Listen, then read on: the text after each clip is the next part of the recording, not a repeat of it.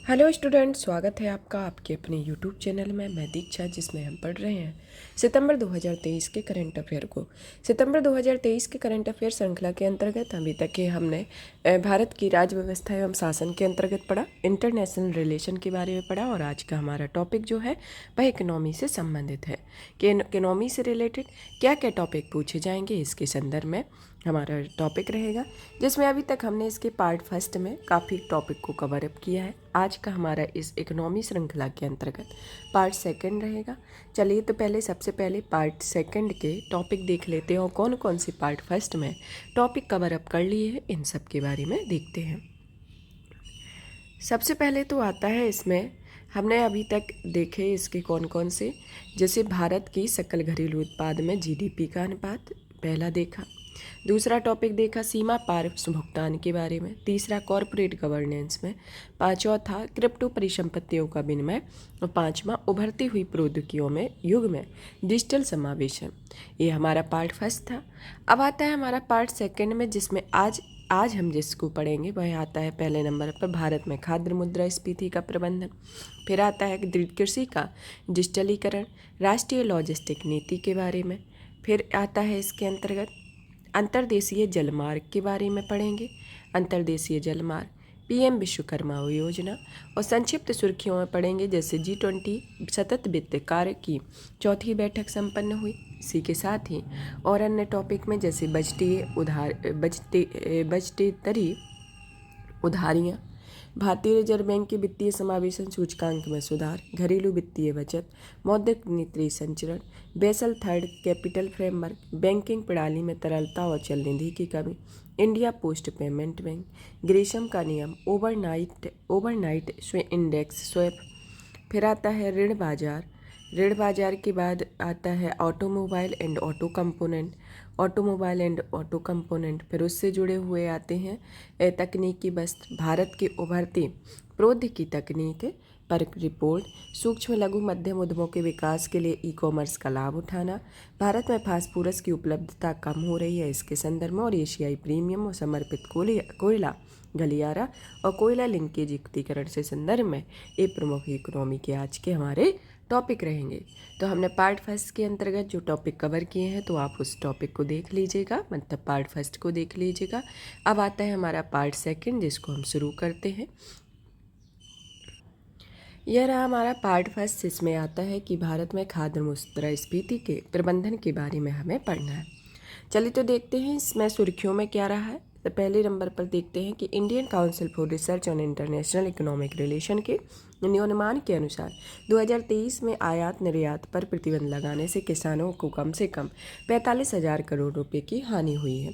फिर भारत में खाद्य मुद्रास्फीति के बारे में जानते हैं कि अगस्त 2023 में खाद्य मुद्रास्फीति 6.83% और खाद्य मुद्रास्फीति 9.2% रही है। मतलब खुदरा मुद्रास्फीति 6.83 और खाद्य मुद्रास्फीति 9.2% रही है।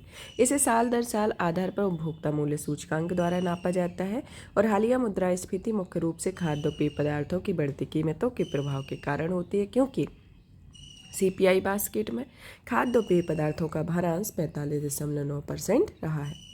वर्तमान में खाद्य मुद्रास्फीति प्रमुख रूप से टमाटर, प्याज, अनाज, गेहूं या चावल अनाज के अंतर्गत आएंगे। मसाले, दूध, डेयरी उत्पाद की बढ़ती बिक्री के कारण देखी गई है। गेहूं की कीमतों में वृद्धि के लिए जिम्मेदार घरेलू कारकों में आंशिक रूप से हीट वेव तथा बेमौसम बारिश शामिल होती है, जबकि इसके बाह्य कारकों में रूस यूक्रेन युद्ध के कारणों से अंतर्राष्ट्रीय मूल्य में परिवर्तन शामिल होता है। तो इसके संदर्भ में अब आता है अखिल भारतीय उपभोक्ता मूल्य सूचकांक घटक के बारे में। इसके अंतर्गत देखते हैं कि इसमें कितना परसेंट किस क्षेत्र में है।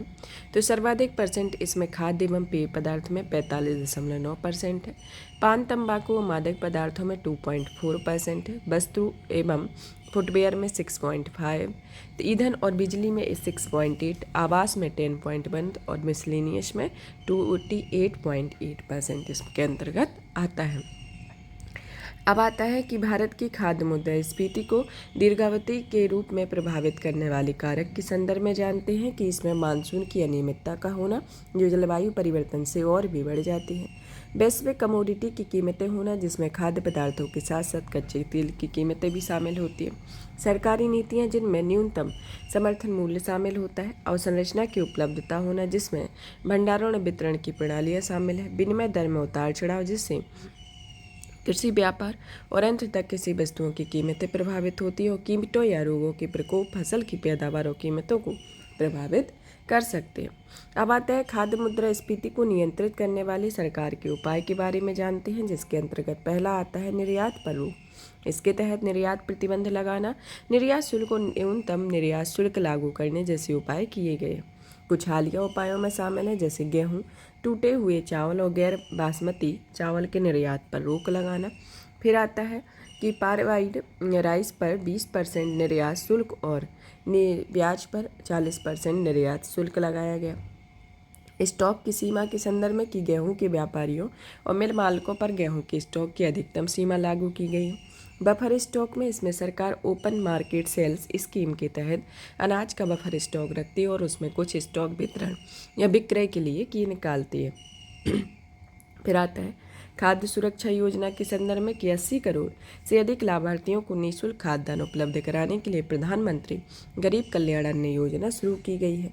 किसानों से सीधे लाभ प्रदान करने के संदर्भ में किसानों को सब्सिडी, आय सहायता, न्यूनतम समर्थन मूल्य के खरीद के तहत सहायता प्रदान की जाती है। आपूर्ति पक्ष के उपायों के अंतर्गत इसे कृषि उत्पादकता में सुधार, मार्केटिंग, रणनीतिक भंडार, फसल विविधीकरण तथा मूल्यवर्धन को बढ़ावा देना शामिल है। वर्तमान खाद्य मुद्रास्फीति के प्रबंधन को लेकर चिंताएं हैं। इसमें पहला देखते हैं कि किसानों की आय में कमी होना, कि खाद्य मुद्रास्फीति को रोकने के परिणाम स्वरूप किसानों की आय में समग्र रूप से कमी आती है। ऐसे उपाय निर्यात प्रतिबंधों, OMSS और स्टॉक सीमा लागू करने जैसे उपाय शामिल होते हैं। दूसरा आता है नीतिगत पूर्वाग्रह का होना। बाजार को विकृत करने वाले ऐसे नीतिगत उपायों को अपनाना यह इंगित करता है कि भारत में खाद्य मूल्य नीति किसानों यानी उत्पादों की तुलना में उपभोक्ताओं के पक्ष में अधिक है।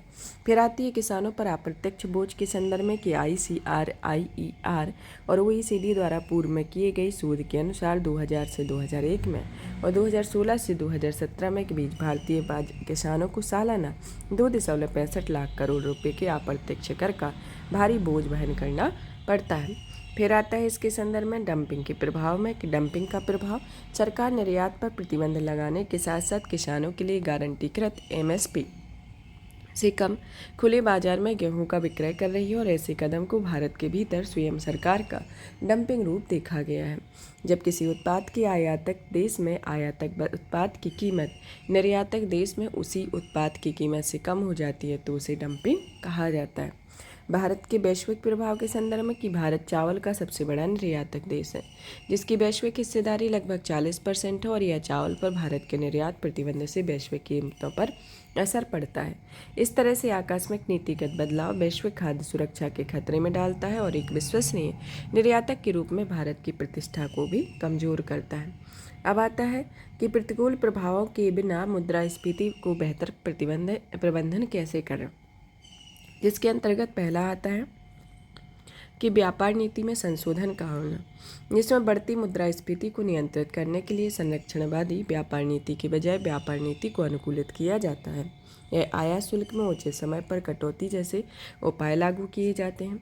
बफर स्टॉक के संदर्भ में सरकार को फसल कटाई के सीजन के दौरान टमाटर, प्याज, आलू जैसी अस्थिर कीमतों पर प्रमुख सब्जियों के लिए बफर स्टॉक बनाना चाहिए। इससे किसानों को फसल की प्रचुरता की अवधि में स्थिर कीमतें प्राप्त करने में मदद मिलती है और कम उपज और त्योहारों के दौरान जब मांग अधिक हो जाती है तो कीमतों को कम करने में इस स्टॉक को विक्रय हेतु व्यवस्थित रूप से जारी किया जाता है। किसानों को आय सहायता के संदर्भ में कि आय से संभावित कमी की भरपाई के लिए PM किसान सम्मान निधि के तहत किसानों को मिलने वाली राशि 6,000 से 10,000 रुपये प्रतिवर्ष की गई है। खाद्य प्रसंस्करण को बढ़ावा देने के संदर्भ में इसमें ताज़ा उपज पर मूल्य दबाव के दौरान प्रसंस्कृत खाद्य उपभोक्ताओं के लिए व्यवहार विकल्प प्रदान करता है। अनुसंधान एवं विकास के संदर्भ में उत्पादकता को बढ़ाने के लिए अनुसंधान और विकास हेतु निवेश में वृद्धि की जानी चाहिए और नवीन कृषि पद्धतियों में सूखा प्रतिरोधी बीज किस्मों के अनुसंधान और विकास कार्य किए जा सकते हैं। इससे किसानों को बदलती परिस्थितियों के प्रति अनुकूलित किया जा सके। फिर आता है अब आता है हमारा नेक्स्ट टॉपिक कृषि के डिजिटलीकरण के संदर्भ में। कृषि के डिजिटलीकरण को हाल ही में दिल्ली घोषणा पत्र में किसानों के डिजिटल प्रौद्योगिकी में जिम्मेदारी, संधारणी और समावेशी उपयोग और एग्रीटेक स्टार्टअप और एमएसएमई को बढ़ावा देने हेतु प्रतिबद्धता जताई गई है।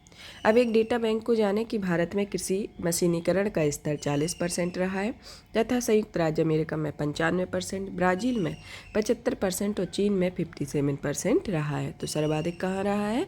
संयुक्त राज्य अमेरिका में, सेकंड नंबर पर ब्राज़ील में, फिर उसके बाद आता है चीन आता है।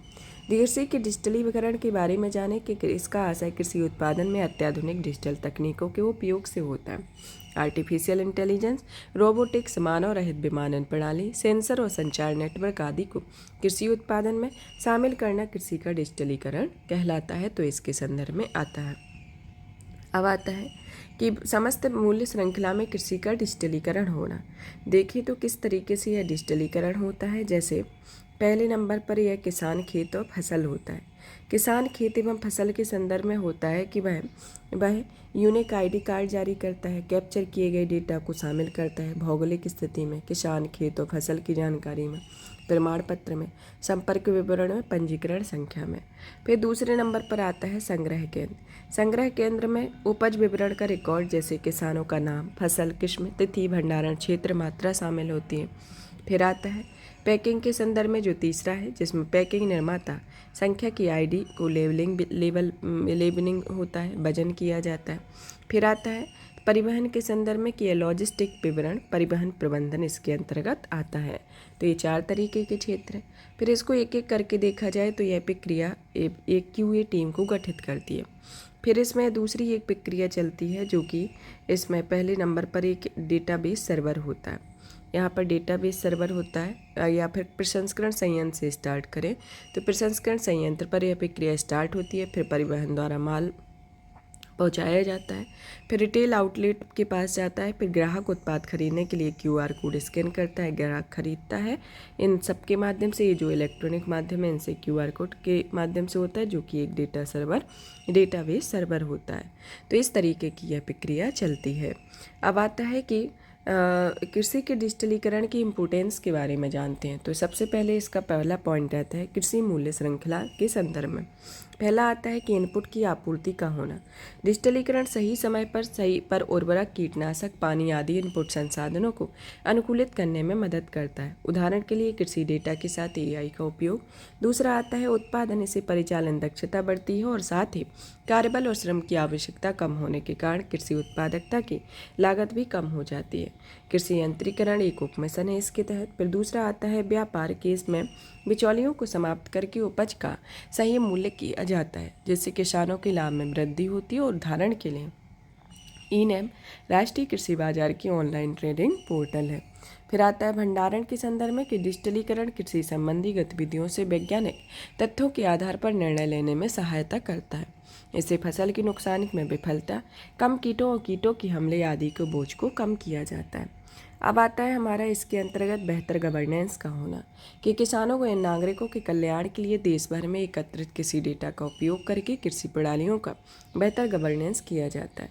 उदाहरण के लिए कृषि में राष्ट्रीय गवर्नेंस योजना India digital ecosystem of agriculture framework जारी करता है।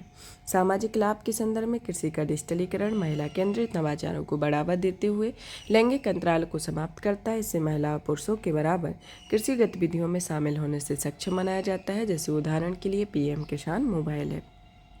अब आता है भारत में कृषि के डिजिटलीकरण में चुनौतियों के संदर्भ में देखते हैं, जिसके अंतर्गत पहली आती है चुनौती कि किसान डिजिटल तकनीकों की जानकारी के अभाव में कृषि की नई तकनीकी या नई पीढ़ी की प्रौद्योगिकी को शामिल करने से झिझकते हैं। इसके अलावा मोबाइल उपकरणों के उपयोग से डिजिटल धोखाधड़ी के मामले में हालिया वृद्धि में डिजिटल मोड की विश्वसनीयता को प्रभावित किया है। दूसरा आता है डिजिटल प्रौद्योगिकियों का उपयोग करने के लिए योजनाओं और सरकार द्वारा प्रदान की जाने वाली सब्सिडी के बारे में जागरूकता का अभाव होना। फिर आता है शुरुआती चरणों के लिए इसके लिए अधिक पूंजी की आवश्यकता होती है, जिससे लघु और सीमांत किसानों के लिए हासिल करना मुश्किल हो जाता है। भूमि जोत का खंडों में विभाजित होना, जिससे डिजिटलीकरण को एक प्रमुख चिंता का विषय बन जाता है, क्योंकि यह प्रौद्योगिकी के व्यापक उपयोग को कठिन बना देती है। नवीनतम कृषि जनगणना के अनुसार कृषिगत जोतों का औसत आकार 1970 से 71 में 2.28 हेक्टेयर से घटकर 2015-16 में 1.08 हेक्टेयर हो गया है। फिर आता है कि इसमें बेरोजगारी बढ़ने की संभावना है क्योंकि ऑटोमेशन से आवश्यक कार्यबल की संख्या कम हो जाएगी। एग्रीटेट स्टार्टअप अभी शुरुआती चरण में है और इसके लिए फंडिंग की एक विश्वसनीय ग्राहक आधार प्राप्त करना होगा। ग्रामीण क्षेत्रों में बिजली, इंटरनेट, मशीनरी, सर्विसेज सेंटर जैसी बुनियादी ढांचे की कमी होती है और उपलब्ध उत्पादों की कुछ सीमाएं जैसे भाषाओं में कंटेंट की कमी, इंटरफेस का यूजर्स के अनुकूल ना होना और खेतों और किसान स्तरीय डेटा सेट की अपर्याप्तता आदि इसके अंतर्गत होता है। अब आता है कृषि में शामिल प्रौद्योगिकियों के इस्तेमाल के संदर्भ में कि इसके अंतर्गत पहला आता है कृषि यंत्रीकरण में जैसे ड्रोन, रोबोटिक्स, जलवायु स्मार्ट कृषि, जैव प्रौद्योगिकी, आनुवांशिक संशोधन, बायो फोर्टिफिकेशन। डिजिटल प्रौद्योगिकी के अंतर्गत में जैसे AI, remote sensing, big data, blockchain, internet of things इसके अंतर्गत आता है। अब आता है हमारा नेक्स्ट इसके आगे की राय में देखते हैं कि इसमें पहला आता है कि किसानों को शिक्षित करके नवीन उत्पादों तक उनकी पहुंच सुधार करना चाहिए। दूसरा आता है किफ़ायती लागत पर प्रौद्योगिकियों के उत्पादन पर ध्यान केंद्रित करना। तीसरा आता है छोटे और प्लग प्ले हार्डवेयर की तरह पोर्टेबल हार्डवेयर मॉडल पर ध्यान देना। तीसरा आता है किसानों के सामने आने वाले ज़मीनी स्तर से मुद्दों को बेहतर ढंग से समझने और उस दिशा में काम करने के लिए खेतों और शैक्षणिक संस्थानों के बीच तालमेल की कमी को दूर करना। पांचवा आता है कि एग्रीटेक स्टार्टअप को स्थिर और संधारणीय बनाने के लिए बेहतर वित्त पोषण विकल्पों के इंक्यूबेशन केंद्र की व्यवस्था की जानी चाहिए। यहाँ पर यह टॉपिक फिनिश होता है। अब जानते हैं कृषि के डिजिटलीकरण के संदर्भ में कुछ नवीनतम पहला आता है कृषि सांख्यिकी के लिए एकीकृत पोर्टल। यह कृषि डेटा के प्रबंधन के लिए एक एडवांस प्लेटफॉर्म होता है जो फसल अनुमान प्रदान करने और मूल्य व्यापार, खरीद, स्टॉक जैसी कृषि सांख्यिकी उत्पन्न करने वाली अन्य प्रणालियों के साथ एकीकृत करने के लिए डिजाइन किया गया। किसान ऋण पोर्टल किसानों से जुड़े डेटा, ऋण वितरण की स्थिति, ब्याज, छूट संबंधी दावे आदि का एक व्यापक विश्लेषण प्रदान करता है। यह किसी ऋण के लिए बैंकों के साथ सहज एकीकरण को भी बढ़ावा देता है। मौसम सूचना नेटवर्क बिग डेटा सिस्टम में कि यह हितधारकों को मौसम के हिसाब से कार्यवाही योग्य अनुमान प्रदान करने के लिए मौसम संबंधी डेटा विश्लेषण का लाभ प्रदान करता है और यह किसानों, नीति निर्माता और विभिन्न कृषि संस्थानों को तथ्यों के आधार पर बेहतर विकल्प चुनने के लिए भी सशक्त बनाता है। एसटेक के बारे में कि प्रौद्योगिकी संचालित एक उपज प्रणाली होती है। यह प्रणाली ग्राम पंचायत स्तर पर सटीक उपज आकलन के लिए तरीके पर सर्वोत्तम प्रथाओं और उनके एकीकरण को बेहतर समझ प्रदान करती है। कृषि की राष्ट्रीय गवर्नेंस योजना के अंतर्गत यह कृषि और किसान कल्याण मंत्रालय के तहत केंद्र प्रायोजित योजना है जिसका उद्देश्य कृषि में आधुनिक प्रौद्योगिकियों का उपयोग कर भारत में तीव्र वृद्धि दर को हासिल करना है। अब आता है राष्ट्रीय लॉजिस्टिक नीति के बारे में कि हाल ही में भारत की राष्ट्रीय लॉजिस्टिक नीति की शुरुआत को 1 वर्ष पूरा हुआ है। अब जानते हैं भारत में राष्ट्रीय लॉजिस्टिक नीति के बारे में। राष्ट्रीय लॉजिस्टिक नीति का उत्पादन, उपयोग और भंडारण बिंदुओं, मूल्यवर्धन तथा संबद्ध सेवाओं के बीच माल परिवहन के प्रबंधन तथा लॉजिस्टिक से होता है। इसे लॉजिस्टिक कहलाता है। लॉजिस्टिक इंफ्रास्ट्रक्चर से सड़क, रेलवे, शिपिंग, अंतर्देशीय जलमार्ग, हवाई मार्ग, पाइपलाइन आदि से जुड़े बंदरगाह, station, multi modal logistic park, गोदाम आदि शामिल होते हैं। जिसमें प्रमुख पहलू में देखा जाए कि इसके अंतर्गत पहला पहलू आता है कि यह 259.5 बिलियन डॉलर जो कि वर्ष 2022 तक भारतीय लॉजिस्टिक क्षेत्र का मूल्य है। दूसरी आती है 38वीं रैंक के संदर्भ में किया विश्व बैंक की लॉजिस्टिक परफॉर्मेंस इंडेक्स 2022-23 में भारत की रैंकिंग है और जीडीपी में इसका 13 से 14% के संदर्भ में भारत में लॉजिस्टिक क्षेत्र की लागत होती है। अब आता है राष्ट्रीय लॉजिस्टिक नीति के बारे में कि राष्ट्रीय लॉजिस्टिक नीति सितंबर 2022 में जारी की गई। देश भर में वस्तुओं की निर्बाध आबादी को बढ़ावा देना और घरेलू और वैश्विक बाजारों में भारतीय वस्तुओं की प्रतिस्पर्धात्मकता में सुधार करना है। इसके विजन में एकीकृत, निर्बाध और दक्ष, विश्वसनीय, हरित, संधारणीय और लागत प्रभावी लॉजिस्टिक नेटवर्क के माध्यम से आर्थिक समृद्धि को बढ़ावा देना और इसके लिए सर्वोत्तम प्रौद्योगिकियों, प्रक्रियाओं तथा कुशल जनशक्ति का लाभ उठाया जा सकता है। एनएलपी के लक्ष्य को देखा जाए तो इसके अंतर्गत पहला आता है कि यह भारत में लॉजिस्टिक की लागत को 2030 तक वैश्विक मानकों के अनुरूप करना है। और दूसरा आता है लॉजिस्टिक प्रदर्शन सूचकांक में रैंकिंग का सुधार करना और 2030 तक भारत को शीर्ष 25 देशों तक शामिल करना है।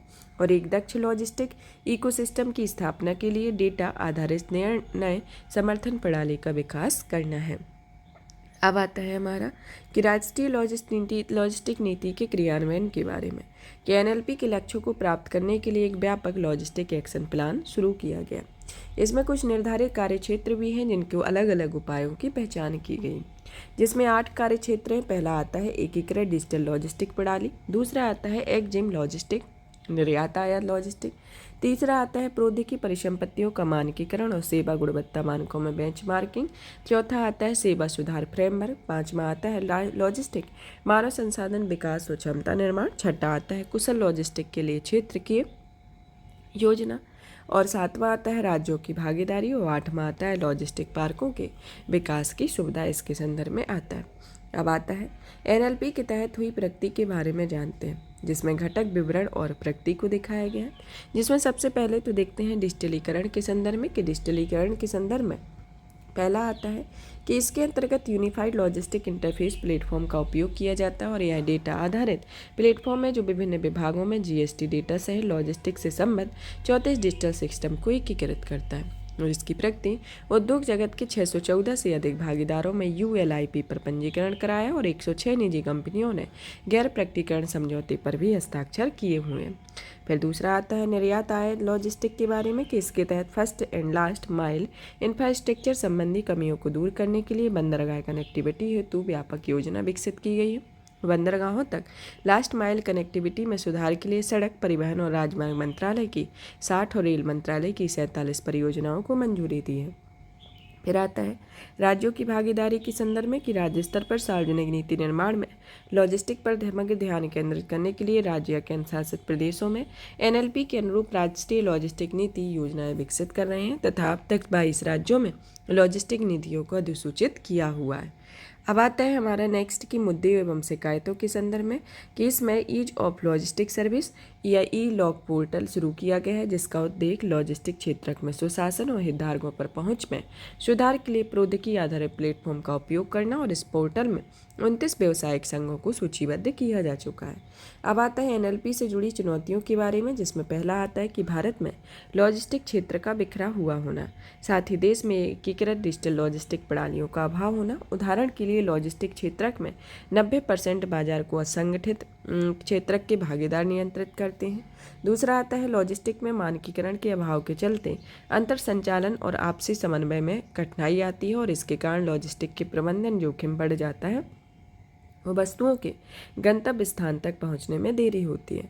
लॉजिस्टिक क्षेत्र के कुशल कार्यबल का अभाव होना कि इसके अंतर्गत सिर्फ प्रधान क्षेत्रक होता है। यह लगभग 2.2 करोड़ रुपए लोगों को रोजगार देता है और इसमें केवल 4.7% ही औपचारिक कौशल से युक्त होता है। अब आता है इसके संदर्भ में कि लॉजिस्टिक क्षेत्र में राज्यों के बीच कमी के कारण शिपमेंट में देरी, लागत में वृद्धि होती है। कई ट्रांसपोर्टर्स डिजिटल प्रौद्योगिकियों को अपनाने से झिझक रहे हैं और जिस वजह से डिजिटल साक्षरता की कमी, ट्रांसपोर्ट्स यूनियनों द्वारा प्रतिस्पर्धा रोधी कार्ड प्रणाली को अपनाना है और first and last mile connectivity के एक सीमित विकल्प भी मौजूद है। अब आता है आगे की राय में, जिसके अंतर्गत पहला आता है कि सभी क्षेत्रों में हितकर्मियों का व्यापक मूल्यांकन कराकर एक बेहतर रोड मैप का कार्यान्वयन करना। दूसरा आता है भारत की निर्यात आयात कनेक्टिविटी की अवसंरचना और प्रक्रिया संबंधी कमियों को दूर करना।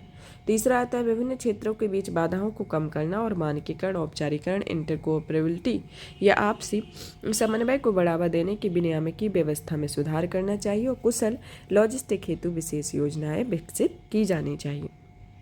अब आता है कि लॉजिस्टिक नीति के क्रियान्वयन में राज्यों की भूमिका के संदर्भ में देखते हैं, जिसमें पहला आता है कि यह राज्य में लॉजिस्टिक के विकास के लिए एक समर्पित एजेंसी का गठन करने और सिंगल विंडो मंजूरी प्रदान करने एवं विभागों के बेहतर समन्वय स्थापित करने में।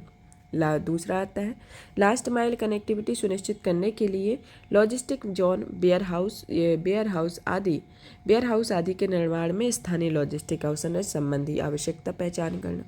स्थानीय भू क्षेत्रों और स्थानीय औद्योगिक आवश्यकताओं के अनुसार गुणवत्तापूर्ण भंडारण सेवाओं का विकास करना, उद्योगों की लॉजिस्टिक विकास हेतु सब्सिडी के रूप में प्रोत्साहन प्रदान करना। और फिर आता है पीएम गति शक्ति जैसे लॉजिस्टिक नीतिगत पहलों को और अधिक बेहतर और व्यापक रूप से अपनाने, विभिन्न राज्यों में मास्टर प्लान से डेटा को गुणवत्तापूर्ण तकनीकों से एकीकृत करने में होता है। क्षेत्र आधारित विकास को बढ़ावा देना और जमीनी स्तर की मौजूदा कमियों की पहचान करने में परियोजना की योजना बनाने से होता है। अब आता है अंतर्देशीय जलमार्ग के बारे में। यह इनलैंड वाटर के संदर्भ में की इन सबसे पहले तो जानते हैं कि भारत के अंतर्देशीय जलमार्ग प्राधिकरण के बारे में, जिसका मुख्यालय नोएडा में है और यह पत्तन पोत परिवहन या जलमार्ग मंत्रालय के अंतर्गत आता है। इसकी उत्पत्ति भारतीय अंतर्देशीय जलमार्ग प्राधिकरण अधिनियम 1985 के तहत एक वैधानिक निकाय के रूप में 1986 में की गई थी। इसका कार्य अंतर्देशीय जल परिवहन प्रणाली को विकसित करने के लिए सर्वेक्षण करना और तकनीकी आधारित व्यवहार्यता का पता लगाना है। फिर आता है कि इसमें सुर्खियों में क्यों रहा है कि हाल ही में परिवहन, पर्यटन और संस्कृति पर संसदीय स्थायी समिति ने मौजूदा और नए राष्ट्रीय अंतर्देशीय जलमार्गों के विकास एवं विस्तार पर अपनी रिपोर्ट जारी की है। अब आता है कि अंतर्देशीय जल परिवहन के बारे में। अंतर्देशीय जल परिवहन ईंधन की कम खपत करने वाले, पर्यावरण अनुकूल और लागत प्रभावी परिवहन का एक तरीका होता है। इसके अंतर्गत आता है कि भारत में परिवहन योग्य जलमार्ग की लंबाई 14,500 किलोमीटर है। इसमें नदियां, नहरें, बैकवाटर, क्रीक आदि शामिल होते हैं। संवैधानिक प्रावधानों के अनुसार केवल राष्ट्रीय जलमार्ग के रूप में घोषित जलमार्ग ही केंद्र सरकार के अधिकार क्षेत्र में आते हैं और शेष जलमार्ग से संबंधित राज्य सरकार के अधिकार क्षेत्र में आते हैं। मोड परिवहन प्रणाली इसके अंतर्गत दिखाया गया है कि ये कितना है। रेलवे के अंतर्गत, जिसमें और राजमार्ग या सड़क परिवहन के अंतर्गत, और अंतर्देशीय जल परिवहन के अंतर्गत इसमें माल ढुलाई, ऊर्जा की खपत के बारे में और वाहन की परिचालन क्षमता के लागत के बारे में इसका एक डेटाबेस को बताया गया है।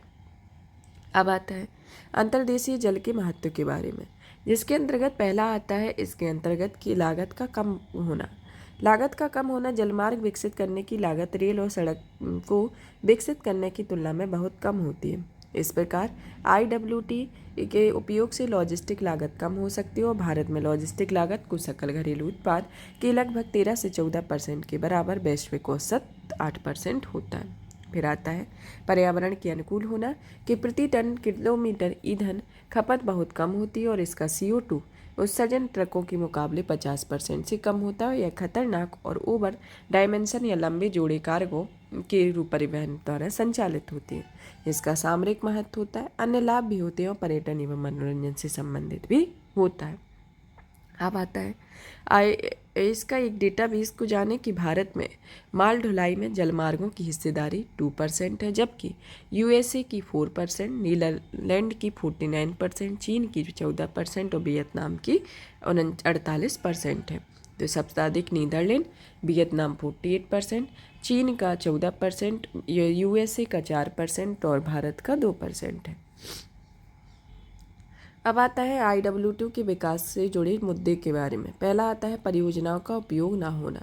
कुल अधिसूचित में 111 राष्ट्रीय परियोजनाओं में केवल 23-40 चालू अवस्था में और धन और कर्मचारियों की कमी के कारण 63 राष्ट्रीय जलमार्गों का विकास हुआ है। सड़क और रेल परिवहन प्रणालियों की तुलना में कम निवेश होना। कई जगहों पर नदियों का कम गहराई, जैसे कि 15,000 से 2,000 टन की क्षमता वाले पोत परिवहनों या जहाज़ों के लिए नदी की उचित गहराई बनाए रखना एक चुनौतीपूर्ण कार्य है। पर्यावरण पर प्रभाव होना। हालांकि अंतर्देशीय जलमार्गों के संचालन के दौरान पर्यावरण पर कम प्रभाव पड़ता है, लेकिन उसके विकास से जुड़े निर्माण में कार्य पर नदी पारितंत्र में बदलाव होता है। फिर आता है इसके संदर्भ में अंतर्देशीय जलमार्ग के संदर्भ में उठाए गए कदमों के बारे में जानते हैं, जिसके अंतर्गत पहला आता है कि राष्ट्रीय जलमार्गों का विकास होना, जिसमें यह 24 राज्यों में विस्तारित और 111 जलमार्गों को राष्ट्रीय जलमार्ग अधिनियम 2016 के तहत ने राष्ट्रीय जलमार्ग घोषित किया गया। इसमें 111 जलमार्गों में मौजूदा 5 और 106 नए जलमार्ग शामिल किए गए हैं।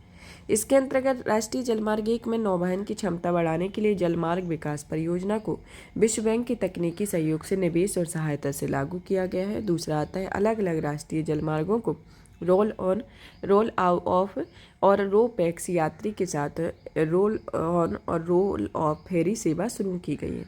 इसके उदाहरण के लिए नेमाटी, कमलावाड़ी माजुली, गुवाहाटी, उत्तरी गुवाहाटी राष्ट्रीय जलमार्ग आते हैं। लेवी और शुल्क के संग्रहण में संशोधन किया गया है। इसमें शुरुआत में 3 वर्ष की अवधि के लिए जलमार्ग उपभोक्ताओं और उपयोगकर्ताओं में शुल्क माफ करने का प्रस्ताव भी शामिल है। कारोबार में सुगमता के संदर्भ में डिजिटल समाधानों को अपनाया जा रहा है, क्योंकि यह सीएडार या कार्गो डेटा पोर्टल होता है, जो कि वेब आधारित पोर्टल है, जिसमें पोर्टल राष्ट्रीय जलमार्गों के सभी कार्गो, क्रूज, आवाजाही संबंधी आंकड़ों को एकत्रित या संकलित कर उनका विश्लेषण और उन्हें प्रसारित करता है। पानी पोर्टल के बारे में किया portal for assets and navigation information से संबंधित होता है, जो यह रिवर नेविगेशन या अवसंरचना की जानकारी को एक ही प्लेटफॉर्म पर उपलब्ध कराता है। फिर आता है IWT मोड का उपयोग करके दक्षिण एशिया में क्षेत्रीय व्यापार को बढ़ावा दिया जा रहा है और मैरीटाइम विजन 2030 के तहत इसमें निम्न क्षेत्रों को फोकस किया जा रहा है, जिसमें प्राथमिकता वाले 23 जलमार्गों की अवसंरचना का विस्तार एवं विकास, रोरो और फेरी सेवाओं के टर्मिनल अवसंरचना का विकास होना। बिली इकोनॉमी विजन 2047 तक इस विजन में शुरू की गई पहल में आता है बांग्लादेश, नेपाल, म्यांमार, भूटान के साथ जलमार्ग के माध्यम से क्षेत्रीय कनेक्टिविटी को बढ़ावा दिया जा रहा है और यह क्षेत्रीय जलमार्ग निर्माण या ग्रिड का नाम दिया गया है। और विश्व की सबसे लंबे नदी क्रूज MP विला गंगा विलास की शुरुआत आदि इसके संदर्भ में किया गया है। अब आता है कि इसके महत्वपूर्ण जलमार्ग के बारे में जानते हैं कि पहला आता है इसमें राष्ट्रीय जलमार्ग फर्स्ट, जो गंगा भागीरथी हुगली नदी प्रणाली, जो कि हल्दिया से इलाहाबाद है। दूसरे नंबर पर आता है राष्ट्रीय जलमार्ग, जो कि ब्रह्मपुत्र नदी धुबिया सादिया में है। तीसरा आता है राष्ट्रीय जलमार्ग 3, जो पश्चिमी तट में नहर कोट्टापुरम, कोल्लम, चमकारा, उद्योग मंडल नहर में। राष्ट्रीय जलमार्ग 4 में कृष्णा नदी, जो कि विजयवाड़ा से मुक्तियाला में है। 5वीं आती है राष्ट्रीय जलमार्ग 5, जिसमें मंगलागढ़ी से पंकोपाल होते हुए धामरा पाराडीयू तक इसका विस्तार होता है। अब आता है हमारे इसके संदर्भ में आगे की राय में देखते हैं। इसके अंतर्गत पहला आता है कि वित्तीय प्रोत्साहन के संदर्भ में कि उद्योगों को अपने वस्तुओं के परिवहन के लिए अंतर्देशीय जलमार्ग के इस्तेमाल हेतु वित्तीय प्रोत्साहन और सब्सिडी दी जानी चाहिए। सार्वजनिक निजी भागीदारी होना, जलमार्ग कनेक्टिविटी होना, पर्यावरण पर ध्यान रखना, अंतर्राष्ट्रीय सहयोग होना, रिवर क्रूज पर बढ़ावा दिया जाना, इसके संदर्भ में प्रमुख सुझाव दिए गए हैं। अब आता है कि PM विश्वकर्मा योजना के बारे में कि हाल ही में प्रधानमंत्री ने PM विश्वकर्मा जयंती के अवसर पर पारंपरिक कारीगरों और शिल्पकारों के लिए PM विश्वकर्मा योजना की शुरुआत की है। इस योजना के तहत पारंपरिक कारीगरों और शिल्पकारों को उनके पारंपरिक उत्पादों और सेवाओं को बढ़ावा देने के लिए शुरुआत से अंत तक पूरी सहायता देने का लक्ष्य तय किया हुआ है। इस योजना के उद्देश्य के बारे में जानें कि इस योजना के तहत कारीगरों और शिल्पकारों को विश्वकर्मा कर्मियों के रूप में मान्यता प्रदान की गई है। दूसरा आता है विश्वकर्मा कर्मियों के डिजिटल सशक्तिकरण के लिए डिजिटल लेनदेन का बढ़ावा दिया जाएगा। उनके विकास के लिए नए अवसर उपलब्ध कराने में मदद करने के लिए उनके ब्रांड का प्रचार और बाजार तक सरल पहुंच हेतु एक प्लेटफॉर्म प्रदान किया जाएगा। योजना का प्रकार होगा जो कि केंद्रीय क्षेत्र की योजना है। योजना की अवधि में यह वित्तीय वर्ष में 2023-24 और 2027-28 तक होगा। इसकी नोडल एजेंसी सूक्ष्म, लघु और मध्यम उद्यम मंत्रालय के अंतर्गत होगी। अब आता है कि इस योजना का प्रबंधन जो है वह संयुक्त रूप से MoMSME के द्वारा होगा और कौशल विकास उद्यमिता मंत्रालय तथा वित्त मंत्रालय के तहत कार्यरत वित्तीय सेवा विभाग द्वारा किया जाएगा। इसका पंजीकरण बायोमेट्रिक आधारित PM विश्वकर्मा योजना पर मुक्त रजिस्ट्रेशन किया जा सकता है और इसके तहत रजिस्ट्रेशन की सुविधा कॉमन सर्विस सेंटर पर उपलब्ध होगी।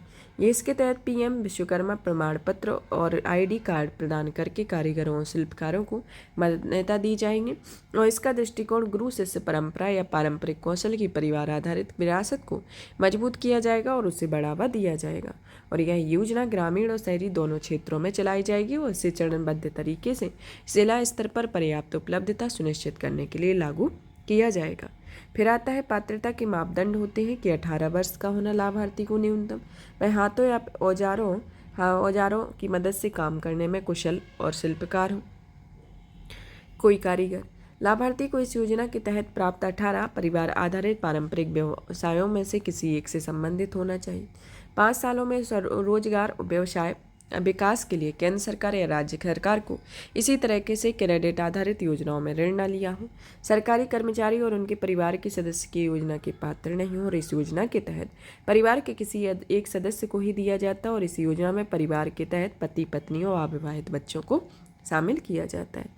आवश्यक दस्तावेज होता है, इसके अंतर्गत आधार कार्ड, मोबाइल कार्ड, बैंक विवरण, राशन कार्ड आदि दस्तावेज आवश्यक होते हैं और ऋण देने वाले संस्थान के अंतर्गत अनुसूचित वाणिज्यिक बैंक, क्षेत्रीय ग्रामीण बैंक, लघु वित्त बैंक, सहकारी बैंक और एनबीएफसी और सूक्ष्म वित्तीय संस्थान इसके अंतर्गत शामिल होते हैं।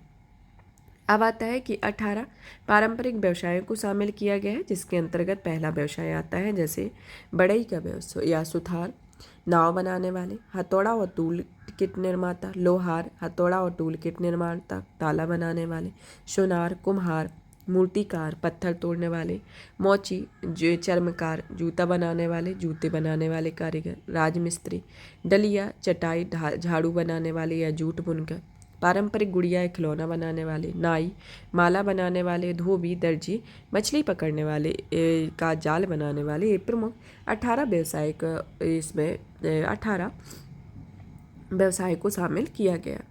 अब आता है इसके अंतर्गत देखते हैं कि योजना के लाभ किन किन क्षेत्रों को होगा।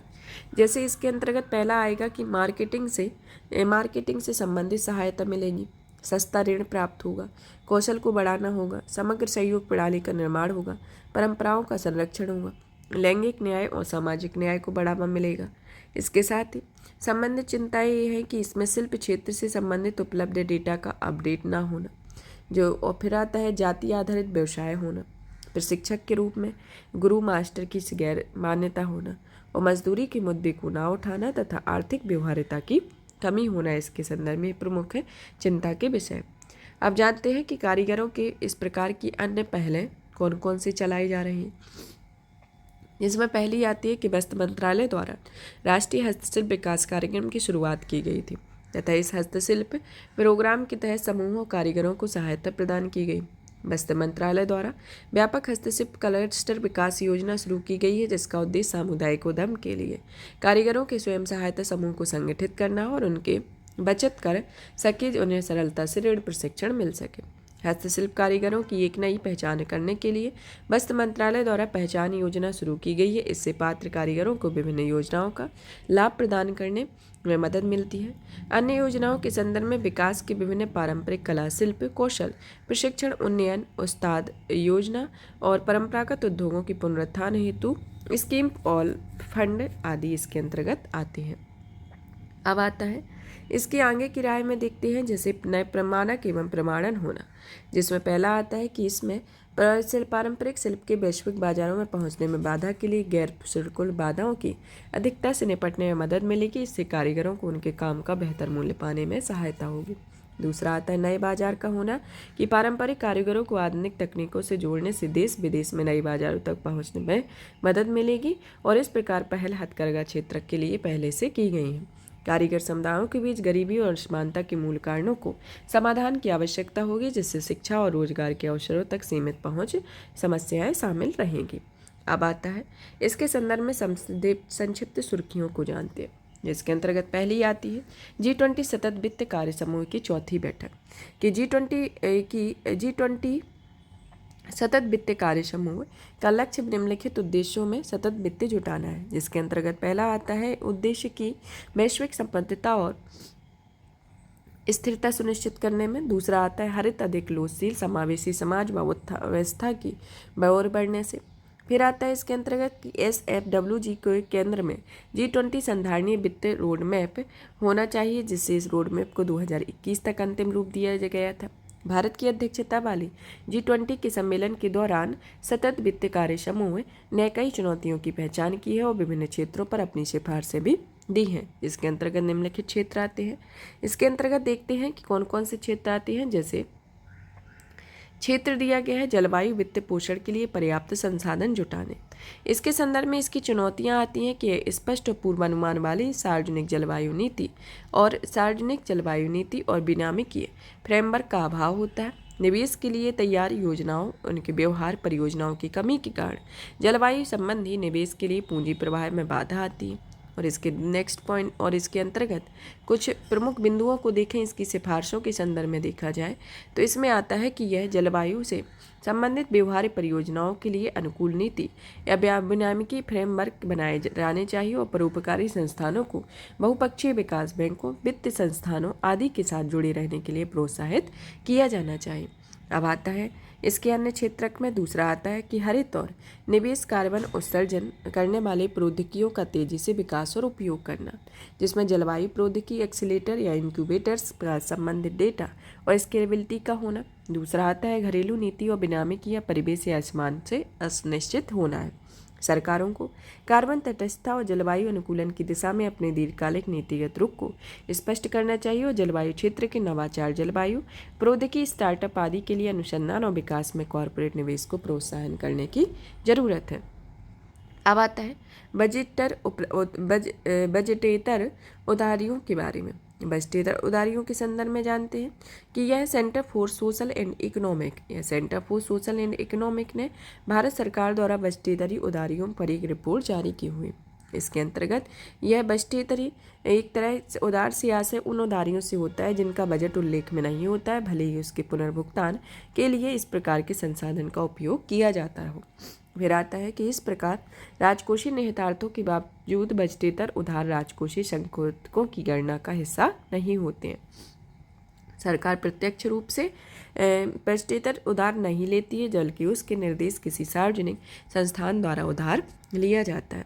फिर आता है कि सरकार उदाहरण के लिए जैसे देखते हैं कि खाद्य सब्सिडी पर बिल का भुगतान करने के लिए FCI द्वारा किया गया भुगतान आदि होता है। अब आता है सरकार द्वारा बजटेतरी उधार का सहारा लेने के पीछे कारण को जानते हैं, जिसके अंतर्गत पहला कारण आता है कि उत्तरदायित्व, राजकोषीय उत्तरदायित्व बजट प्रबंधन के संदर्भ में यह 2003 के तहत राजकोषीय घाटे के लक्ष्य को दरकिनार करता है। संविधान के अनुच्छेद 293 के 3 के तहत उधार लेने की सीमा से बचना चाहिए और इस अनुच्छेद में यदि राज्य सरकारों के पास केंद्र का कोई बकाया ऋण है या ऐसे ऋण में जहां केंद्र गारंटर है तो उस स्थिति में राज्य में नई ऋण प्राप्त करने के लिए केंद्र सहमति प्राप्त करने की आवश्यकता होती है। केंद्रीय अनुदान में देरी या राजस्व के अन्य स्रोतों में कटौती से बचना है। बजटेतर उधार के तरीके में आता है राष्ट्रीय बचत योजनाएं, सरकारी फुल सर्विसेज बॉन्ड, घरेलू व विदेशी बाजार उधार लेना इसके संदर्भ में आता है। अब आता है इसके संदर्भ में देखा जाए अब नेक्स्ट कि OBB के अधिक होने के प्रभाव के संदर्भ में इसको जानते हैं कि यह एक आदर्श देनदारी होती है जो सरकार के लिए ऋण जाल का कारण बनती है। और दूसरा आता है कि इससे जवाबदेही को प्रतिकूल प्रभाव पड़ता है क्योंकि इसे आमतौर पर इसकी जांच नहीं की जाती। अब आता है भारतीय रिजर्व बैंक के वित्तीय समावेशन सूचकांक में सुधार के बारे में कि भारतीय रिजर्व बैंक में वित्तीय सूचकांक में सुधार सभी क्षेत्रों में समृद्धि को दर्शाता है। इसके अंतर्गत RBI वित्तीय समावेशन सूचकांक को मार्च 2023 में 60.1% था और मार्च 2022 में 56.4% था और मार्च 2017 में प्रायोगिक तौर पर यह वित्तीय समावेशन 43.4% रहा। अब आता है कि यह सूचकांक बहिष्करण, बैंकिंग, निवेश, बीमा, डाक साथ साथ पेंशन क्षेत्र के विवरण को शामिल करता है और पूरे देश में वित्तीय समावेशन की स्थिति भी प्रदर्शित करता है। यह सूचकांक 0 से 100 के बीच में प्रतिशत के रूप में वित्तीय समावेशन की गणना करता है, जिसमें 0 पूर्ण वित्तीय बहिष्करण अपवर्जन को दर्शाता है और 100 पूर्ण वित्तीय समावेशन को दर्शाता है। साथ ही इस सूचकांक को बिना किसी आधार वर्ष के भी किया जाता है।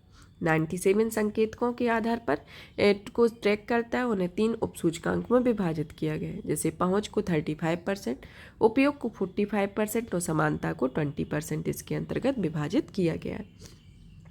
अब आता है कि वित्तीय समावेशन को सुनिश्चित करने की प्रक्रिया को सभी व्यक्तियों और हाशिए पर रहने वाले आबादी को सस्ती या उचित वित्तीय सेवाओं तक पहुंच प्राप्त हो। वित्तीय समावेशन को महत्व को जाने कि इसमें पहला आता है कि आर्थिक और संधारणीय समृद्धि को बढ़ावा देता है, समाज में गरीबी असमानता को कम करने में मदद करता है, समाज के हाशिए पर रहने वाले वर्गों को सशक्त बनाता है, नवाचार को प्रेरित करता है और छोटे व्यवसायों को बढ़ावा देता है। इसके संदर्भ में आता है। अब आता है कि वित्तीय समावेशन के लिए की गई पहलों में पहली आती है प्रधानमंत्री जनधन योजना, अटल पेंशन योजना, प्रधानमंत्री जीवन ज्योति बीमा योजना, स्टैंड अप इंडिया, प्रधानमंत्री वय वंदना योजना और RBI की राष्ट्रीय वित्तीय समावेशन रणनीति आती हैं। अब आता है वित्तीय समावेशन को सुनिश्चित करने की वाली चुनौतियाँ। इसमें ग्रामीण क्षेत्रों में बैंक शाखाओं और एटीएम जैसी बुनियादी संरचना पर्याप्त विकास न होना, वित्तीय निरक्षरता का होना, फार्म भरने जैसी प्रतिक्रियात्मक जटिलताओं की विद्यमानता होना, प्रच्छन्न शुल्कों में हाशिए पर रहने वाले लोगों की औपचारिक प्रणाली को बाहर कर दिया जाना। फिर आता है घरेलू वित्तीय बजट के बारे में कि घरेलू वित्तीय बजट जो है आरबीआई के घरेलू आंकड़ों में वित्तीय वर्ष में 2023 तक भारत में परिवारों की बचत 5.1% रही है। यह दशक सबसे निचले स्तर पर पहुंच गई है। कुल वित्तीय परिसंपत्तियों में कुल वित्तीय देनदारियों को घटाकर परिवार द्वारा बचत प्राप्त की जाती है, जिसमें पहला आता है देनदारियों में बैंकों, एनबीएफसी आदि से लिए गए ऋण सहित अन्य देनदारियां शामिल होती हैं। परिसंपत्तियों में बैंकों या अन्य वित्तीय संस्थाओं में जमा राशि, जीवन बीमा, भविष्य निधि, मुद्रा या अन्य निवेश आदि इसमें शामिल होते हैं। इसके अंतर्गत परिवार द्वारा बचत के महत्व को देखें कि यह राजकोषीय घाटे में वित्त पोषण के प्रमुख साधनों में से एक है। निवेश के लिए पूंजी प्राप्त होती है, समृद्धि के लिए विदेशी पूंजी पर निर्भरता को कम करती है। इसके संदर्भ में आता है। अब आता है मौद्रिक नीति संचरण के बारे में कि मौद्रिक नीति संचरण भारतीय रिजर्व बैंक की रिपोर्ट के अनुसार भारतीय वित्तीय बाजारों में मौद्रिक नीति का संचरण असमान रहा है। इसके संदर्भ में आता है। अब आता है कि इसके संदर्भ में मौद्रिक नीति संचरण एक प्रक्रिया होती है जिसके माध्यम से मुद्रास्फीति और समृद्धि के अंतिम उद्देश्यों को पूरा करने के लिए केंद्रीय बैंक की नीतिगत कार्यवाही प्रसारित की जाती है। जिसमें पहला आता है कि मौद्रिक नीति में परिवर्तन अर्थव्यवस्था के में ब्याज दरों को प्रभावित करता है और यही ब्याज दरें आर्थिक गतिविधि, मुद्रास्फीति आदि को प्रभावित करती हैं। दूसरा आता है कि इस दर परिवर्तन का संचरण तात्कालिक होना चाहिए। त्वरित संचरण में केंद्रीय बैंक की विश्वसनीयता भी बढ़ती है और संचरण में सुधार के लिए आरबीआई ने 2016 में निधि आधारित उधार दर की सीमांत लागत प्रणाली को शुरू किया है। यह अर्थव्यवस्था मौद्रिक नीति के बदलाव के साथ सकारात्मक परिवर्तन नहीं होता है तथा यह एमपीटी का एक असमान चरण होता है। उदाहरण के लिए रेपो दर में 1% की वृद्धि दर, 10 वर्षीय एएए कॉरपोरेट बॉन्ड प्रसार में केवल 2 से 3 आधारों के अंकों की बढ़ोतरी हुई है। अब आता है मौद्रिक नीति संचरण में असमानता के कारण को देखते हैं। जिसमें पहला आता है कि अन्य वित्तीय संस्थानों में प्रतिस्पर्धा के कारण जमा राशियों की उच्च औसत लागत और उच्चतर ब्याज दर होना। दूसरा आता है अधिक गैर नास्पादित परिसंपत्तियों का होना। तीसरा आता है ग्राहकों को आकर्षित करने, सेवा देने की उच्चतर लागत, बकाया वसूली में प्रक्रियात्मक बाधाएं और ब्याज रहित परिचालनात्मक व्यय का होना है। इसके अंतर्गत आता है और सरकार द्वारा अत्यधिक ऋण लेना। अब आता है बेसल थर्ड में कैपिटल फ्रेमवर्क के बारे में। इसके अंतर्गत देखते हैं कि आरबीआई ने अखिल भारतीय वित्तीय संस्थानों के लिए बेसल थर्ड को कैपिटल फ्रेमवर्क प्रस्तुत किया है। आरबीआई ने एआईएफआईएस के लिए अप्रैल 2024 में 9% की पूंजी पर्याप्तता अनुपात बनाए रखना अनिवार्य किया है। साथ ही नेशनल हाउसिंग बैंक के लिए समय सीमा जुलाई 2024 निर्धारित की गई है। आरबीआई ने यह नियम आरबीआई अधिनियम 1934 की धारा 45L के से प्राप्त राजशक्ति का उपयोग के लागू किया है। अब आता है कि ऐसा इसलिए किया गया है क्योंकि इसके तहत उन क्षेत्रों को ऋण के प्रवाह को बढ़ावा देने वाले प्रमुख संस्थानों के रूप में देखा जा रहा है जिससे वे सेवाएं प्रदान करते हैं। अब जानते हैं बेसल थर्ड के बारे में कि बेसल थर्ड की वित्तीय विनियामकों ने अपनाया हुआ है तथा यह वित्तीय और आर्थिक संकटों से उत्पन्न होने वाले आघातों को सहन करने के लिए बैंकिंग क्षेत्र की क्षमता में सुधार करने के लिए अपनाया गया। यह 2007 से 8 के बीच वित्तीय संकट के लिए बाद बैंकिंग परिवीक्षण पर बेसल सीमित करने से विकसित होता है। ये बैंकों के लिए पूंजी पर्याप्त अनुपात या जोखिम भारित आस्तियों की तुलना में पूंजी अनुपात को कम से कम 8% बनाए रखना अनिवार्य करता है। CRAR बैंक की जोखिम भारित परिसंपत्तियों देनदारियों के संबंध में उसकी पूंजी का अनुपात होता है और आरबीआई ने बैंकों के लिए न्यूनतम 9% CAR बनाए रखना भी अनिवार्य किया हुआ है। यह फ्रेमवर्क निम्नलिखित EIFIs पर लागू होता है जिसके अंतर्गत आता है एग्जिम बैंक, आयात निर्यात बैंक, नाबार्ड पर, नेफेड पर, राष्ट्रीय अवसंरचनात्मक बैंक पर, राष्ट्रीय आवास बैंक पर, CDB में भारतीय लघु विकास बैंक पर यह लागू होता है। अब आता है बैंकिंग प्रणाली में तरलता या चल निधि की कमी के बारे में। बैंकिंग प्रणाली में तरलता की कमी बढ़कर 1.46 ट्रिलियन रुपये तक पहुंच गई है। 2019 के बाद से यह उच्चतम स्तर पर है। बैंकिंग प्रणाली में तरलता वस्तुतः बैंकों की नकदी और अन्य परिसंपत्तियों की एक माप है। बैंकिंग प्रणाली में तरलता के चलते बैंकों के पास पर्याप्त मात्रा में नकदी रहती है जिससे वे अल्पकालिक वित्तीय जरूरतों को पूरा करते हैं। तरलता आमतौर पर आमतौर पर तरलता केंद्रीय बैंक के पास रखा एक रिजर्व और सरकारी बॉन्ड होता है। इसमें भारतीय रिजर्व बैंक तरलता समायोजित सुविधा के माध्यम से बैंकिंग प्रणाली में तरलता को नियंत्रित करती है तथा यह रेपो ऑक्शन और रिवर्स रेपो ऑक्शन के माध्यम से किया जाता है। आप जानते हैं कि रेपो ऑक्शन और रिवर्स रेपो ऑक्शन क्या होता है। इसके तहत बैंकिंग प्रणाली में अधिशेष तरलता को कम किया जाता है और रिवर्स रेपो में इसके तहत बैंकिंग प्रणाली में तरलता को बढ़ाया जाता है।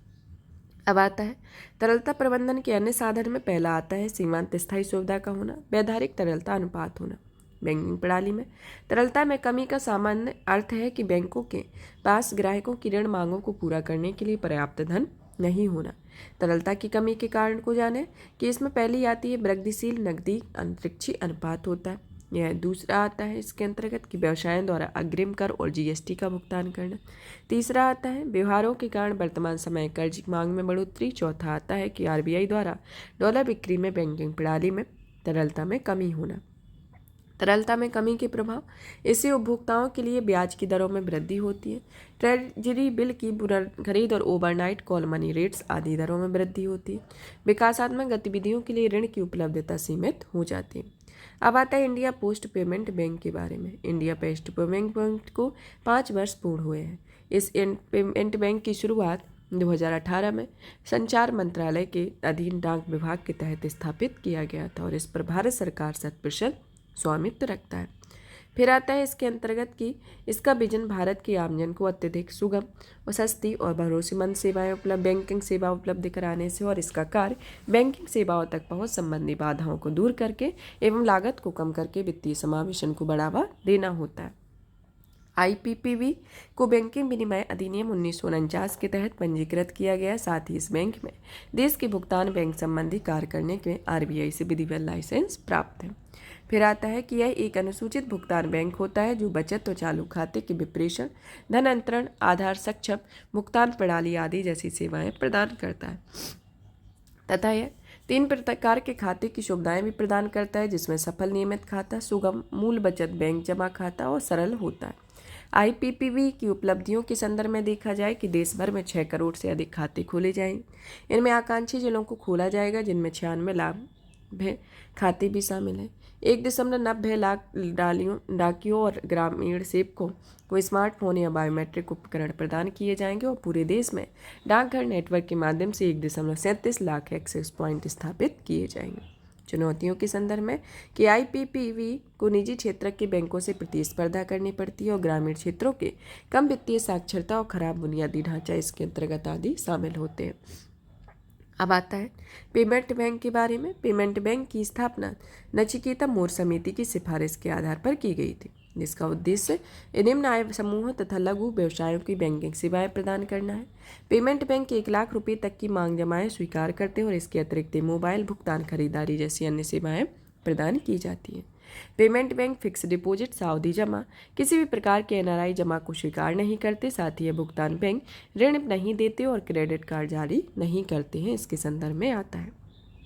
अब आता है इसके संदर्भ में कि ग्रेशम के नियम के बारे में। इस नियम के अनुसार निश्चित विनिमय प्रणाली को अपनाने के लिए बैड मनी गुड मनी को चलन से बाहर कर देती है। यह स्थिति तब उत्पन्न होती है जब सरकार 2 मुद्राओं के बीच एक विनिमय दर एक निश्चित अनुपात पर तय करती है और यह दर बाजार विनिमय दर से अलग होती है। जिस मुद्रा के मूल्य का निर्धारण बाजार मूल्य से कम होता है वहाँ मुद्रा प्रचलन से बाहर हो जाती है और अधिक मुद्रा वाली मुद्रा प्रचलन में तो रहती है लेकिन पर्याप्त खरीदारी नहीं मिल पाती। यह नियम न केवल कागजी मुद्राओं पर बल्कि कमोडिटी मुद्राओं या अन्य वस्तुओं पर भी लागू होता है। इस नियम का नाम अंग्रेज फाइनेंसर थॉमसन ग्रेशन के नाम पर रखा गया और यह नियम हाल ही में श्रीलंका में उत्पन्न आर्थिक संकट के दौरान प्रासंगिक हो गया था।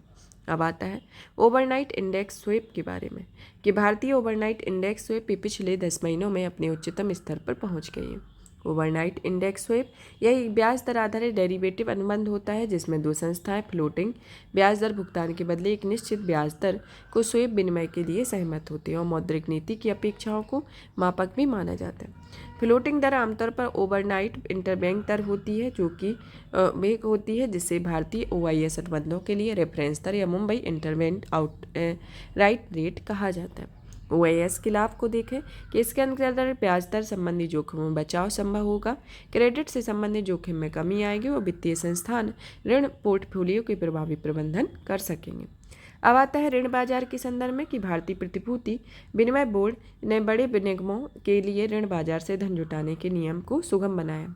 इस कदम में इन बीमाकर्ताओं, पेंशन, भविष्य निधि जैसे निवेशकों को सहायता मिलेगी जिन्होंने वृद्धिशील प्राप्तियों के लिए 1% कॉर्पोरेट बॉन्ड में निवेश करना आवश्यक किया है। साथ ही बड़े निगमों के लिए अन्य नियमों का अनुपालन भी सुगम हो जाएगा।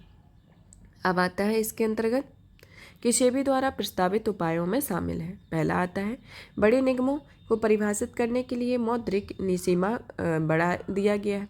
ऋण बाजार में उधार की एक निश्चित प्रतिशत जुटाने में सक्षम नहीं होने पर बड़े निगमों पर जुर्माना हटा दिया गया। ऋण बाजार वह बाजार होता है जहां निश्चित आय करने वाली प्रतिभूतियां जारी की जाती है और उनका कारोबार किया जाता है, और ये प्रतिभूतियां अलग अलग प्रकार की विशेषताओं वाली होती हैं, जिसमें पहला आता है कि इसमें सरकारी प्रतिभूतियां और सार्वजनिक क्षेत्र के उपक्रम, अन्य सरकारी निकाय, वित्तीय संस्थानों, बैंकों, बॉन्डों, कंपनियों द्वारा जारी बॉन्ड शामिल होते हैं। इससे सबसे बड़ा हिस्सा सरकारी प्रतिभूतियों का होता है। ऋण लिखतों के प्रकार में कि यह बॉन्ड, डिबेंचर, वाणिज्यिक पत्र, जमा पत्र, सरकारी प्रतिभूतियां आदि इसके अंतर्गत आती हैं। एक कुशल ऋण बाजार के लाभ को देखा जाए कि उधार लेने की लागत में कमी होती है, अर्थव्यवस्था में संसाधनों का कुशल संग्रहण और आवंटन सुनिश्चित होता है, सार्वजनिक, निजी और भागीदारी क्षेत्र की परियोजनाओं के लिए वित्त पोषण के अधिक अवसर प्रदान करती है और गैर तरल खुदरा निवेश का इस्तेमाल कर संसाधनों को मदद मिलती है। इसके संदर्भ में आता है अब आता है ऑटोमोबाइल और ऑटो कंपोनेंट से उत्पादन से संबंधित प्रोत्साहन के बारे में। इसके अंतर्गत ऑटोमोबाइल और ऑटो कंपोनेंट्स के उत्पादन से संबंधित योजनाएं 1 वर्ष से और बढ़ा दी गई हैं, मतलब 2017 से 28 के लिए बढ़ा दी गई है। सरकार की यह वार्षिक योजना की बजाय तिमाही आधार पर प्रोत्साहन राशि वितरित करने का भी निर्णय है। ऑटोमोबाइल या ऑटो उद्योग के लिए PLI योजना के बारे में जानते हैं। यह एक नोडल मंत्रालय भारी उद्योग मंत्रालय है। इसका उद्देश्य एडवांस ऑटोमेटिव टेक्नोलॉजी आधारित उत्पादों की आपूर्ति श्रृंखला आगे बढ़ाना है। इसका आधार वर्ष प्रोत्साहन के लिए पात्र बिक्री की गणना हेतु आधार वर्ष 2019-20 रखा गया। इसके तहत प्रोत्साहन की शर्तें न्यूनतम 50% घरेलू मूल्य वर्धन होना चाहिए। हाइब्रिड और इलेक्ट्रिक वाहनों का तीव्र अंगीकरण विनिर्माण योजना सेकंड के तहत पात्रता प्रभावी होना चाहिए। परियोजना प्रबंधन एजेंसी के संदर्भ में IFCI लिमिटेड, जो कि सार्वजनिक क्षेत्र की एक बैंकिंग वित्तीय कंपनी है। उपलब्धियों के संदर्भ में योजना के तहत 95 कंपनियों को शामिल किया गया और अगले 5 वर्षों में 67,690 करोड़ रुपए के कुल परिव्यय का प्रावधान किया गया और 30 जून 2023 तक 10,755 करोड़ का निवेश किया जा चुका है। फिर आता है कि सरकार का लक्ष्य भारत की GDP में ऑटोमोबाइल क्षेत्र की योजना को बढ़ाकर 12% करना चाहिए और यह वर्तमान में 7.1% रहा है। इस क्षेत्र में रोजगार सृजन को 50 मिलियन तक बढ़ाना और वर्तमान में इसे 37 मिलियन किया गया है। अब आता है PLI के तहत किए जाने वाले प्रोत्साहन में एडवांस ऑटोमेटिव टेक्नोलॉजी उत्पादों की आपूर्ति श्रृंखला में नए निवेश हेतु उद्योगों को 18% तक प्रोत्साहन होना, उच्चतर विकास दर को 2% अतिरिक्त प्रोत्साहन दिया जाना है। अब आता है तकनीकी वस्तु में कि वस्तु मंत्रालय ने तकनीकी वस्तुओं में आकांक्षी नवप्रवर्तनों में अनुसंधान और उद्यमिता के लिए स्टार्टअप स्वदेशी दिशा निर्देश को अनुमोदित किया है। इसका लक्ष्य तकनीकी वस्त्रों के स्टार्टअप इकोसिस्टम को विकसित करना और इसका फोकस विशेष उपक्षेत्रकों पर ध्यान केंद्रित करना है। उदाहरण के लिए जैव निम्नीकरण, संधारणीय वस्त्र, उच्च प्रदर्शन करने वाले विशेषीकृत रेशे, स्मार्ट टेक्सटाइल आदि आते हैं।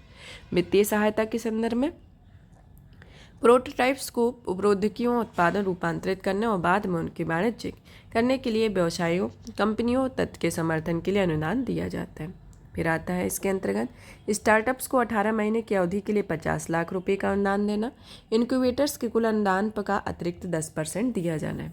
प्रमुख संस्थाओं के समर्थन में IIT Delhi, national institute of fashion technology Mumbai आदि में वेधशाला अवसंरचना को अपग्रेड करने और तकनीकी वस्त्रों में नवीन डिग्री कार्यक्रम प्रस्तुत करने के लिए अनुमोदन प्राप्त करना है।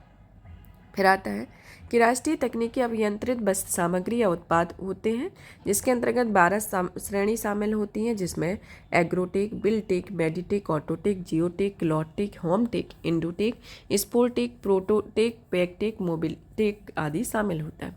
राष्ट्रीय तकनीकी मिशन के बारे में। राष्ट्रीय तकनीकी मिशन का उद्देश्य तकनीकी बस्तर क्षेत्र में भारत को एक ग्लोबल लीडर के रूप में स्थापित करना और इसकी मिशन की अवधि 2020-21 से 2023-24 रखी गई है। इसका मुख्य घटक अनुसंधान, नवाचार और विकास, संवर्धन, विकास, निर्यात, संवर्धन, शिक्षा, प्रशिक्षण और कौशल विकास करना है।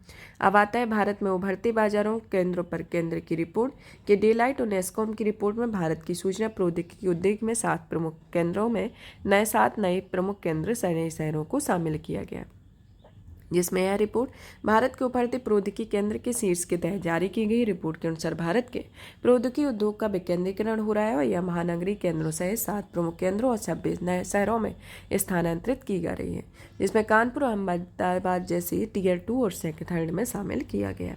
अब आता है इसके अंतर्गत अब देखते हैं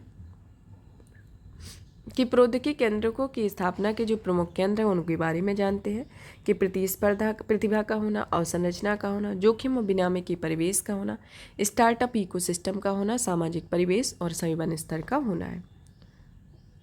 फिर आता है सूक्ष्म, लघु और मध्यम उद्यमों के विकास के लिए ई कॉमर्स लाभ उठाना कि India council of research and international economic relations ने एमएसएमई को वार्षिक सर्वेक्षण जारी किया है। यह ई कॉमर्स के लाभ उठाने पर केंद्रित है तथा इसकी स्थापना 1981 में की गई थी। यह भारत के मुख्य आर्थिक टैंक के रूप में है, जिसका मुख्य कार्य बाहरी आर्थिक आघातों से प्रभावी ढंग से निपटने के लिए सरकार को नीतिगत सलाह देना है। अब आता है इसके संदर्भ में कि एमएसएमई के प्रमुख मापदंड में जैसे वर्गीकरण में विनिर्माण उद्यम और सेवाएं प्रदान करने, सूक्ष्म उद्यम में प्लांट और मशीनरी उपकरण में निवेश में, और लघु उद्यम में मध्यम टर्नओवर उद्यम इसके अंतर्गत आता है। अब आता है इसका नेक्स्ट सुर्खी आती है भारत में फास्फोरस उपलब्धता कम हो रही के संदर्भ में कि फास्फोरस पौधों के विकास के लिए अति आवश्यक सूक्ष्म पोषक तत्वों में से है, जो इसमें पौधों को निम्नलिखित के लिए आवश्यकता होती है। पहला, प्रकाश संश्लेषण की प्रक्रिया के लिए और पौधे के भीतर ऊर्जा हस्तांतरण और पोषक तत्वों के संचार के लिए, मजबूत जड़ों के विकास के लिए और आनुवांशिक गुणों के स्थानांतरण आदि के लिए। भारत विश्व में फास्फोरस का सबसे बड़ा आयातक है और इसका अधिकतर हिस्सा पश्चिमी अफ्रीका के कैडमियम के भरे भंडारों से आता है। भारत में फास्फोरस की चट्टानें मुख्य रूप से राजस्थान और मध्य प्रदेश में पाई जाती हैं। अब आता है कि एशियाई प्रीमियम के बारे में। यह एक रिपोर्ट के अनुसार सऊदी अरब ने भारत को निर्यात किए जाने वाले कच्चे तेल में वसूले जाने वाले प्रीमियम की कटौती की हुई है। भारत रूस में भारी छूट तेल की खरीदारी कर रहा है तथा यह मद्देनजर सऊदी अरब में यह कदम उठाया है। सऊदी अरब अब प्रीमियम की दर से पिछले साल के लगभग $10 प्रति बैरल को घटाकर $3.5 कर दिया गया। अब आता है नेक्स्ट योजना, समर्पित कोयला गलियारा। यह रेलवे बोर्ड के अनुसार शुरू की गई है, जो कि बिजली की मांग को पूरा करने के लिए समर्पित कोयला गलियारे की आवश्यकता होती है। समर्पित कोयला गलियारे से आशय उच्च क्षमता वाले रेलवे गलियारों से होता है, जिसका उपयोग देश भर में कोयला परिवहन के लिए किया जाएगा, इसके संदर्भ में आता है। तथा ये समर्पित माल भाड़ा गलियारा की तर्ज पर बनाया जाएगा, जिसके माध्यम से उड़ीसा, झारखंड, छत्तीसगढ़ जैसे क्षेत्रों में राज्यों में देश के अन्य भागों में अनन्य रूप से कोयले का परिवहन किया जाएगा।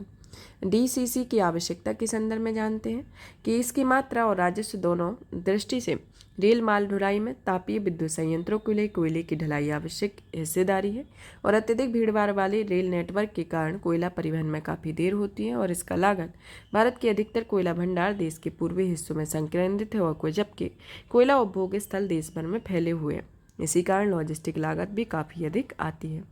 अब आता है कोयला परिवहन में अन्य समस्याओं आती हैं कि रेलवे की कम प्रबंधन क्षमता होना, अपर्याप्त लोडिंग और अनलोडिंग संरचना, माल डिब्बे की बहुत कम उपलब्धता होना इसके अंतर्गत आता है। अब आता है कि इसके अंतर्गत नेक्स्ट योजना आती है कोयला लिंकेज का युक्तिकरण। कोयला मंत्रालय ने कोयला लिंकेज की युक्तिकरण नामक एक नीतिगत पहल शुरू की है। इस पहल का उद्देश्य कोयला खदानों में उपभोक्ताओं के परिवहन की दूरी को कम करना, इससे परिवहन की लागत कम होगी और विद्युत उत्पादन क्षमता भी बढ़ेगी, इसके अंतर्गत आएगा। और कोयला लिंकेज की युक्तिकरण के माध्यम से कोयला आधारित सार्वजनिक उपक्रम एक अधिक संधारणीय ऊर्जा इकोसिस्टम होगा। और अब तक लिंकेज की युक्तिकरण के 4 दौर या चरण पूरे हो चुके हैं, जिनमें 73 ताप विद्युत संयंत्रों को कवर किया गया है और इस युक्तिकरण के परिणाम स्वरूप कुल 92.16 मिलियन टन कोयले की युक्तिकरण हुआ, जो कि सरकार को वार्षिक के 6,240 करोड़ रुपए की बचत हुई है, इसके संदर्भ में आता है। यहाँ पर यह इकोनॉमी से रिलेटेड टॉपिक फिनिश होता है, मतलब कि पार्ट 2 फिनिश होता है। या और फिर नेक्स्ट क्लास में हम नेक्स्ट टॉपिक के साथ मिलेंगे। और भी इसी तरीके से वीडियो को देखने के लिए चैनल को सब्सक्राइब करें, वीडियो को लाइक करें और ज़्यादा से ज़्यादा शेयर करें। धन्यवाद।